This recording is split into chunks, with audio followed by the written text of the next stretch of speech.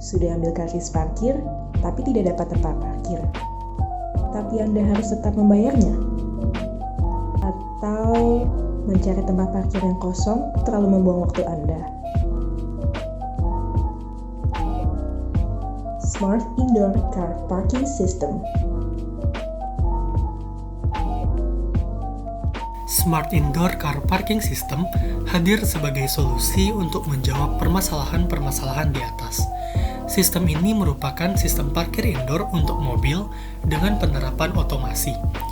Penerapan otomasi dalam Smart Indoor Car Parking System ini meliputi penggunaan microcontroller, sensor, aktuator, dan juga komponen elektronik lainnya. Smart Indoor Car Parking System memiliki dua kegunaan utama, yaitu membantu pelanggan mencari tempat parkir dengan mudah dan memberikan informasi kepada pelanggan terkait sisa kapasitas area parkir sebelum pelanggan masuk ke dalam area parkir tersebut. Adapun batasan dan asumsi dalam pembuatan prototipe dari sistem ini. Terdapat 3 batasan dalam pembuatan prototipe sistem ini, antara lain, area parkir hanya terbatas untuk 2 lahan parkir, area parkir hanya 1 lantai, dan palang yang diotomasikan hanya palang pada gate masuk. Sedangkan asumsi dalam pembuatan prototipe sistem ini adalah mobil yang masuk ke area parkir benar-benar ingin memarkirkan mobilnya, bukan hanya untuk sekedar drop-off. Dalam membuat prototipe, tentunya diperlukan beberapa alat-alat dan juga beberapa bahan-bahan. Berikut ini merupakan daftar alat dan juga daftar bahan yang dibutuhkan dalam membentuk prototipe Smart Indoor Car Parking System. Ini adalah 4 buah alat yang dibutuhkan. Dan ini adalah 14 buah bahan yang dibutuhkan dalam prototipe Smart Indoor Car Parking System. Alat dan bahan yang tadi sudah ditampilkan selanjutnya akan dipasang ke dalam prototipe Smart Indoor Car Parking System. Ini merupakan tampilan dari prototipe Smart Indoor Car Parking System, di mana yang atas merupakan tampilan CAD-nya dan yang bawah merupakan tampilan asli dari prototipe Smart Indoor Car Parking System. Mari kita lihat secara lebih detail pada bagian selanjutnya. Pada bagian ini akan dipasang sensor ultrasonik, di mana sensor ultrasonik itu akan mendeteksi mobil yang akan masuk ke dalam area parkir. Pada bagian ini akan dipasang 2 komponen, yaitu 7 segmen dan juga motor servo. 7 segmen akan dipasang di bagian depannya, di mana 7 segmen ini akan menunjukkan kapasitas tersisa dari area parkir, sedangkan motor servo akan menggerakkan palang pintunya. Bagian ini merupakan area parkirnya. Nah, pada setiap area parkir ini akan dipasang sensor LDR, di mana sensor LDR ini akan men-trigger lampu sehingga ketika sensor LDR aktif, maka lampu pun akan menyala. Nah, pada bagian ini juga akan dipasang sensor LDR. Namun sensor LDR di sini akan men-trigger 7 segmennya. Jadi kalau tadi sensor ultrasonik di awal akan mengurangi angka dari 7 segmen, sedangkan pada sensor LDR di pintu keluar ini akan menambahkan angka di 7 segmennya. Sedangkan pada area-area lain yang tidak disebutkan tadi akan dipasang pembatas dengan menggunakan kertas karton ataupun kardus. Terdapat 5 buah komponen penting yang menunjang mekanisme kerja dari Smart Indoor Car Parking System ini, yaitu Arduino Uno, 7 segmen, sensor ultrasonik, aktuator yang berupa motor servo DC, dan juga sensor LDR. Perlu diingat bahwa Arduino Uno ini perlu disambungkan terlebih dahulu dengan laptop, karena Arduino Uno berperan sebagai microcontroller untuk menjalankan prototipe Smart Indoor Car Parking System ini. Berikut ini ada video yang akan menampilkan mekanisme kerja dari Smart Indoor Car Parking System seperti yang baru saja disampaikan.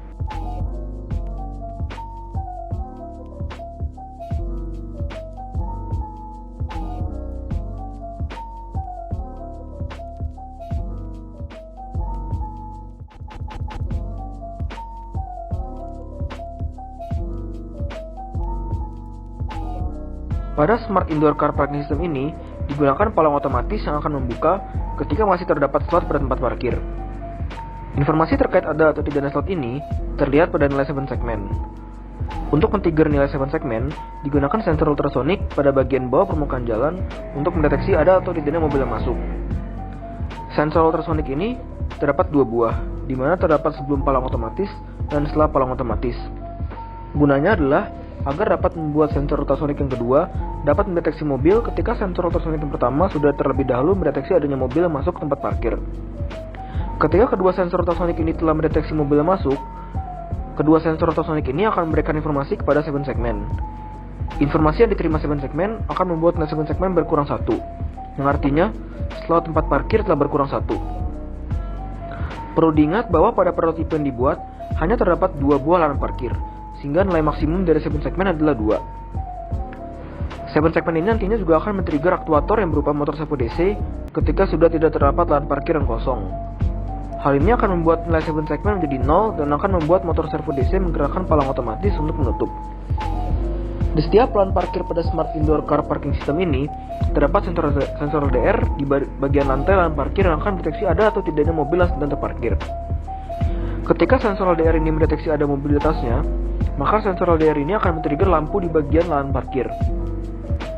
Lampu ini akan hidup dan berwarna merah ketika terdapat mobil yang sedang terparkir.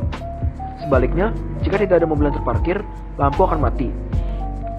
Fungsi dari lampu ini adalah memberikan informasi kepada para pengunjung terkait lahan parkir mana yang sedang kosong dan lahan parkir mana yang sedang terdapat mobil yang terparkir. Dan pada palang pintu keluar dari tempat parkir, terdapat pula sensor LDR yang peletakannya sama seperti sensor ultrasonik yang terdapat pada palang masuk otomatis. Sensor LDR ini, mekanisme kerjanya juga sama dengan sensor ultrasonik. Namun sensor LDR bekerja sebagai counter terhadap nilai 7 segmen. Jika terdeteksi mobil yang melewati sensor LDR pada palang keluar, maka nilai 7 segmen ini akan bertambah.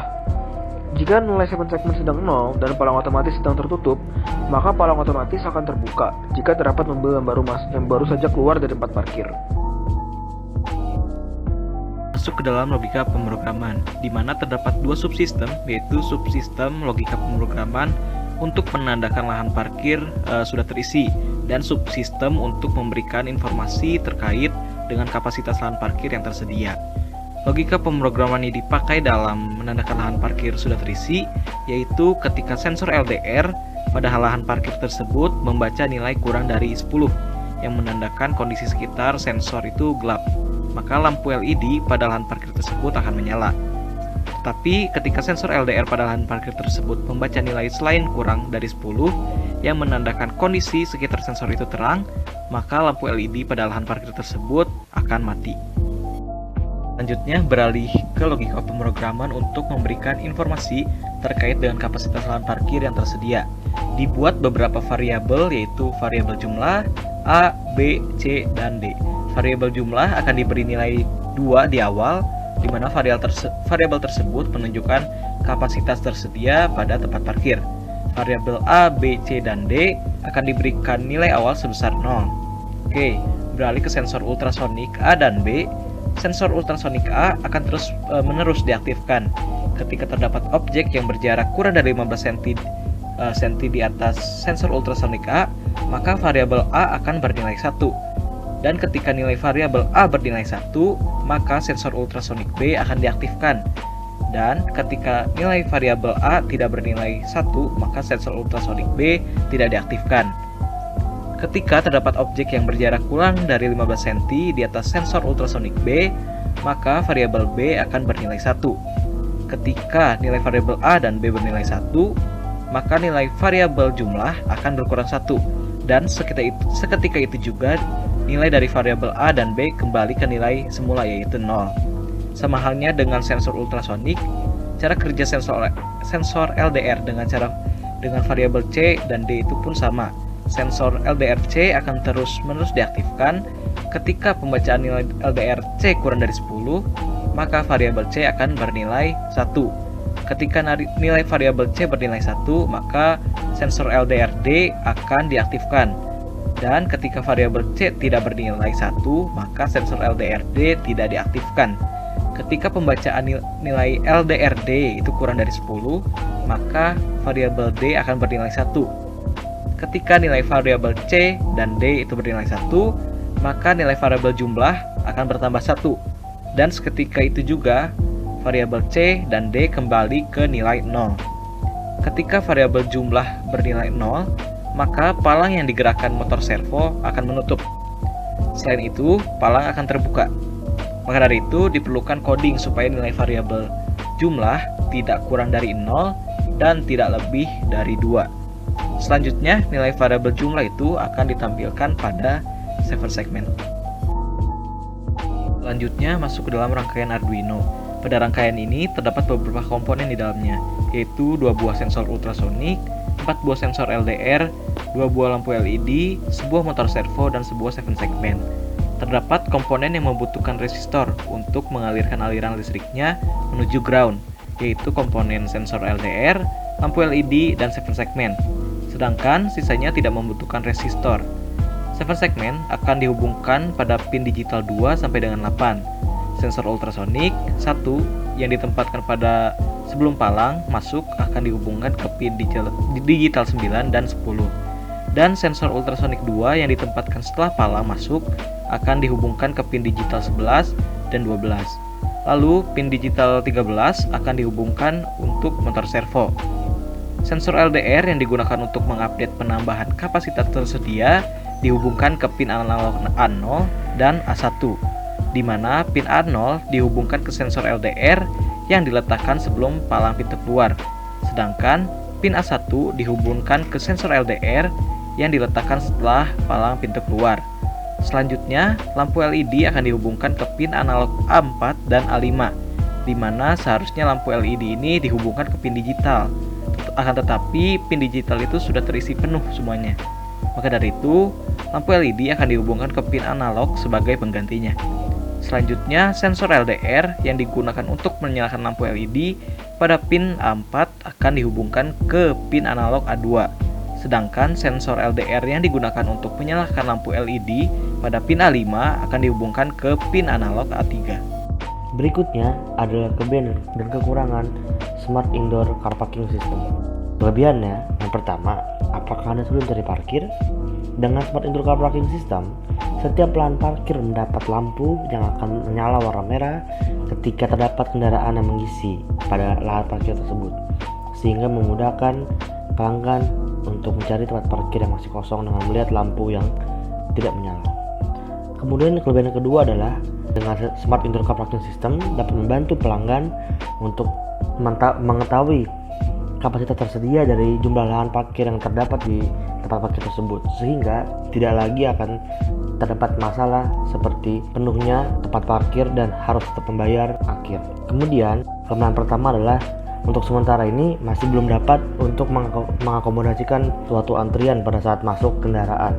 Yang kedua, sensor-sensor yang terdapat pada sistem ini masih dapat melakukan salah deteksi terhadap kendaraan atau terhadap benda lain selain mobil. Smart Indoor Car Parking System ini dapat mengatasi permasalahan yang biasa dirasakan oleh para pengguna ketika akan mencari lahan parkir tapi sudah penuh karena tidak adanya informasi mengenai sisa kapasitas lahan parkir tersedia di dalam tempat parkir tersebut.